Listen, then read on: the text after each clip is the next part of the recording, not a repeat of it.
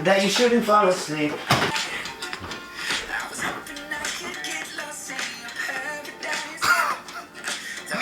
I'm trying to film. Go upstairs. This is private time. What is going on, peeps? Welcome back to a brand new Buzzfeed test. This week I am overly excited for this recipe, even though we've been kind of overdosing with the desserts a little bit. I did do a poll over on my Instagram story. If you don't follow me already, it's David_Seymour1.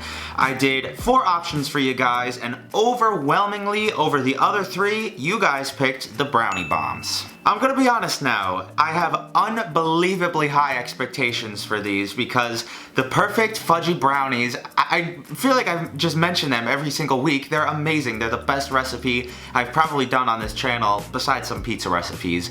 It's just so good, so I'm hoping it's gonna live up to that. Let's get right into them. So guys, before we get into the ingredients, obviously the main ingredient here today is the milk chocolate truffle that they shove in the middle of the brownie and then it melts down and becomes gooey and delicious. Well, as a lot of you have pointed out in the comments and tweeted me, the majority of chocolate truffles, just like these ones, have peanut and tree nut warnings on them. If you didn't know, I am very allergic. If I even have a sliver of any type of peanut, almond, anything, you'll have a dead YouTuber on your hands. And as a result of that, I'm not gonna use those. I'm gonna try to substitute this baking bar, basically just break it up into like 1 ounce or 2 ounce pieces, and hopefully it'll work the same. I guess we'll find out.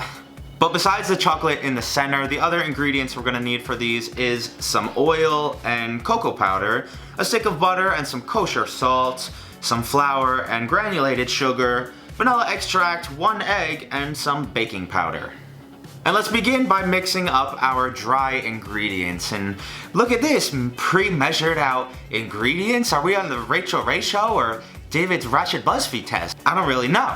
Maybe one day I'll be successful enough to have somebody else pre-measure out all my ingredients. One can dream. Once I had those all mixed together, I set it to the side and pretty much began preparing everything else. 1/3 cup of vegetable oil and a 1/2 stick of the salted butter melted down, along with some white sugar, some of that cocoa powder. I'm not gonna sift these out just cause I'm mixing them with the wet ingredients and they should dissolve in the butter and the oil.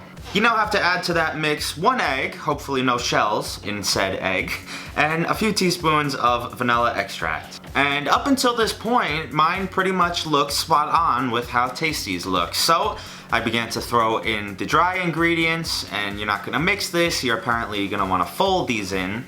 So I did just that and got to this point, which looks good on camera especially, but it's really dry and crumbly kind of. I'm not sure I'm gonna be able to form these into balls. I just grabbed that broken up bar of chocolate from earlier and began to try to form some mounds around each square of chocolate. This part was slightly difficult, probably would have been a lot easier with a small circular piece of chocolate and a lot less crumbly of a dough, but I was able to do it. Mine were definitely a little bit bigger than Tasty's were. Regardless, the show must go on, so I threw them on some parchment paper on my cookie sheet, and in a 375-degree oven, baked these for about 12 minutes, 2 minutes longer than Buzzfeed because mine were a little bit bigger. After I let them cool, I plated up a few and broke one open, and this is looking pretty good, guys, so let's give it a try.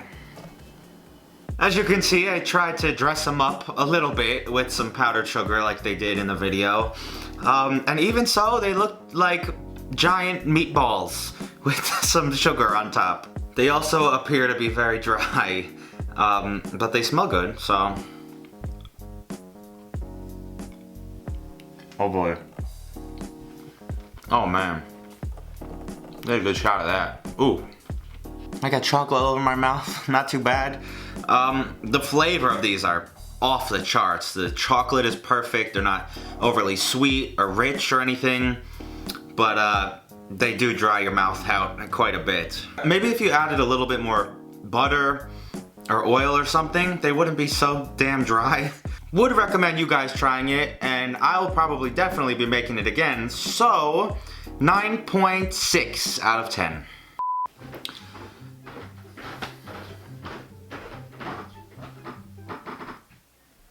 Hello? Where's the stuff for the ants? It's under the stove. The extra? Why are you whispering? Because we want to have ants in the house. I'm just gonna bump the volume up and put you in anyway.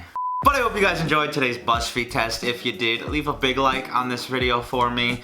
This video is probably gonna be a little bit shorter than normal. I kind of felt that way with the recipe, but I got another video for you on Sunday. That one's gonna be a pain. I haven't filmed it yet, but I'm dreading filming it, just know that. Follow me on Twitter and on Instagram. Let me know what you want to see next week. Other than that, have an awesome weekend, and I'll see you right back here on Sunday.